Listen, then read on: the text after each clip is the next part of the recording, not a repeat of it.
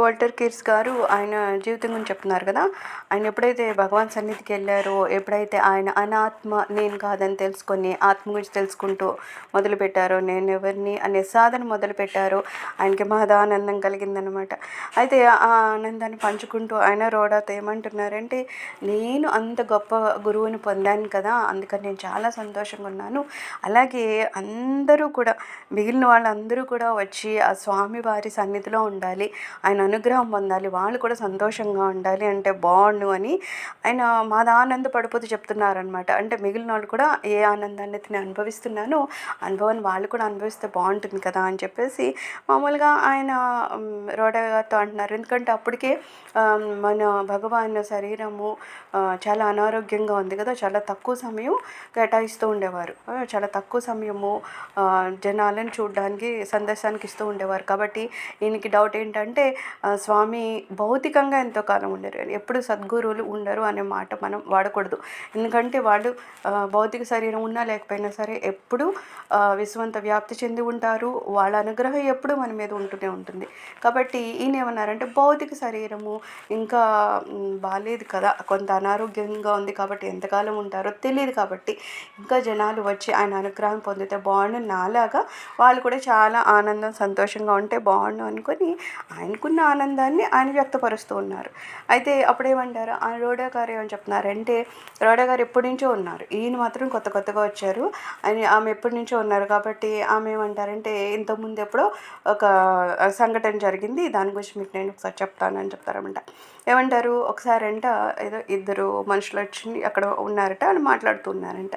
మాట్లాడుతూ ఒక ఆయన ఏమంటాడంటే భగవాన్తో, భగవాన్ మీకు తెలుసా ఈ రెండో వ్యక్తి వచ్చి ఉన్నారు కదా, ఆయన ఒకరిని గురువు కింద తీసుకున్నారు, స్వీకరించారే కానీ నిజంగా ఆయన ఎవరినైతే గురువుగా స్వీకరించారో ఆయనకి ఏమీ ఉన్నత స్థితి ఏమీ లేదు, ఆయన అసలు నిజమైన గురువు ఎలా ఉంటారో కూడా ఆయనకి తెలియదు, అంతేకాకుండా సంపూర్ణమైన ఆత్మజ్ఞానం పొందిన గురువు సన్నిధి అంటూ ఎలా ఉంటుందో నేను మిమ్మల్ని చూపిస్తే ఈయనకి అర్థమవుతుంది అని చెప్పి ఈయన పట్టుకొచ్చాను, తప్పితే ఎవరో గురువు అనుకుని ఈయన వెళ్తున్నారు కదా, ఆయన గురువు కాదు అని నేను ప్రూవ్ చేద్దామని ఇక్కడ తీసుకొచ్చాను అని చెప్పేసి ఏదో ఆయన కొంచెం చెప్పుకుంటూ వెళ్ళిపోతున్నాడు అనమాట.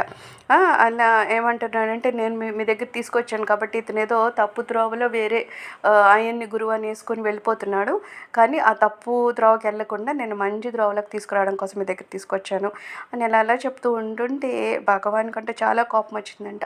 ఆయన కోపం వచ్చి ఏమన్నారంట, అసలు ఈయన ఎవరి దగ్గరికి వెళ్ళారో ఎవరినో గురువు అని అనుకున్నారు కదా, ఆ గురువు మంచి కాదని నీకు అలా తెలుసు అంటున్నారు. ఫస్ట్ నువ్వు ఒక గురువు గురించి మాట్లాడుతున్నావు అంటే నీకు ఏ స్థితి ఉందనేది మనకి బాగా తెలియాల్సిన విషయం అనమాట.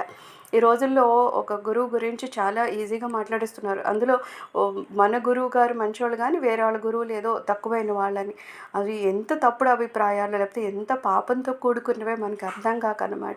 ఎప్పుడు ఎవరి గురువు అయినా సరే ఫస్ట్ ఎవరి గురువు అయినా ఒకటే, గురువులందరూ ఒకటే, వ్యక్తులందరూ ఒకటే, మొత్తం విశ్వంలో ఉన్న వాళ్ళందరిలోనూ ఆత్మ ఉంది, అంతటా ఆత్మ ఉన్న ఆ స్వామిని మనంలో కూడా ఆత్మలో చూసుకుంటున్నాం. కాబట్టి ఇవన్నీ మనకు తెలియాల్సిన విషయాలు. ఇది పక్కన పెట్టేసి మన గురువు గారు మాత్రం గొప్పవారు, మిగిలిన గురువులు అందరూ ఏదో తక్కువ వాళ్ళు లేకపోతే అసలు గురువుకే అర్హత లేని వాళ్ళని అంటారు.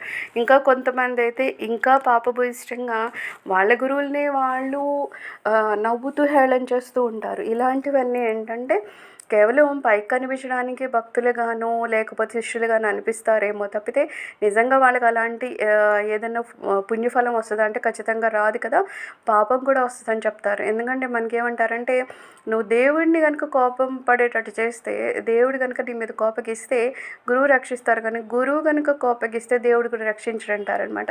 సో గురువుకున్న వాల్యూ అంత ఎక్కువ. సో ఆ స్థితి మనకి తెలియకపోతే ఇలా మాట్లాడుతూ ఉంటాం. సో ఎవరైతే అలాగ వేరే గురువు గురించి అలాగ కొంచెం నెగిటివ్గా మాట్లాడుతుంటే అప్పుడు భగవాన్కి చాలా కోపం వచ్చిందంట. ఆయన చాలా కోపగిస్తూ అన్నారనమాట, నీకు ఎలా తెలుస్తుంది ఆ గురువు గారు మంచివారో కాదు అని, అలాగే ఆయనకి ఆధ్యాత్మిక సమర్థత ఎలా ఉందనేది నీకు మాత్రం ఎలా తెలుసు, అసలు అలాగ ఒక గురువు గురించి కామెంట్ చేయడానికి నీకేమైనా అర్హత ఉందా? సో ఏదో నువ్వు అనుకున్నంత మాత్రాన ఒక గురువుగారు ఏదో చాలా మంచివారు, ఇంకో గురువుగారు ఏదో తక్కువవారు అని చెప్పడానికి నీకు అలాంటి స్థితి ఏముంది? ఇంకోటి ఏమంటారంటే, ఒకవేళ ఒక గురువుకి అంత అర్హత లేదు అని అనుకున్నా సరే, మనము గనుక వెళ్ళి ఆయన్ని అంతే భక్తిగా కనుక మనం పూజించామా, ఎలా అయితే ఇప్పుడు ఒక రాయిని కూడా మనం ఈశ్వరుడు అని ఎప్పుడు పూజిస్తున్నాము, ఆ రాయిలో ఈశ్వరుడు ఉన్నాడనే భావన మనకు పూర్తిగా కలిగినప్పుడు పూజిస్తున్నాం. అక్కడ మనం రాయి అని చూడట్లేదు కదా, ఆ రాయిలో భగవంతుడు ఉన్నాడు అనుకునే కదా మనం పూర్తిగా మన భక్తి అంతా ప్రదర్శిస్తున్నాము. అలాగా భగవాన్ కూడా ఏం చెప్తారంటే, నువ్వు అలాగా విమర్శించడానికి వీలు లేదు. ఆయన ఎవరో గురువు గారు సమర్థుడా కాదా అని చెప్పడానికి వీలు లేదు. ఒకవేళ ఆయనలో కాసింత సమర్థత తక్కువ ఉన్నా సరే, మనము ఆ గురువుని ఆయనే భగవంతుడని, ఆయనే సమర్థుడు అని ఆయన పాదాలు పట్టుకున్నా సరే, ఖచ్చితంగా మనం చేరాల్సిన గమ్యానికి మనం చేరుతామన్నమాట. ఆ రకంగా గురువు గారి గట ఎవరి గురించి అయినా సరే విమర్శిస్తే ఫస్ట్ నచ్చేది కాదంట. అది వేరే గురువుల గురించి అవని, వేరే భక్తుల గురించి అవని, కనీసం సందర్శకులు అంటే అంతగా భక్తి గురించి తెలియకపోవడం, లేకపోతే ఆశ్రమం సంబంధించిన వాళ్ళు కాకపోయినా సరే, అసలు ఎవరనేది సంబంధం లేకుండా ఎవరి గురించి అయినా సరే కామెంట్ చేయడం అనేది భగవాన్కి అస్సలు ఇష్టం ఉండేది కాదనమాట. ఆయన అంతటా ఆత్మను చూసేవారు, అందరిలోనూ భగవంతుని చూసేవారు. ఇంకా అందుకని ఆయనకి తరతమ భేదాలు ఏమి ఉండేవి కాదు. సో ఆయన దగ్గర కూడా మనం ఏమైనా నేర్చుకుంటున్నామంటే అలాంటివి నేర్చుకుంటేనే ఆఖరికి మనము ఎక్కడికి వెళ్ళాలనేది ఆ స్వామివారి అనుగ్రహం వల్ల అక్కడికి చేరుకోగలుగుతాం. తప్పితే ఏదో వాళ్ళు మంచోళ్ళు వీళ్ళు చెడ్డోళ్ళు అని కామెంట్ చేసుకుంటూ కూర్చుంటే జీవితం గడిచిపోతుంది తప్పితే మనకొచ్చే లాభమే ఉండదని చెప్తారనమాట.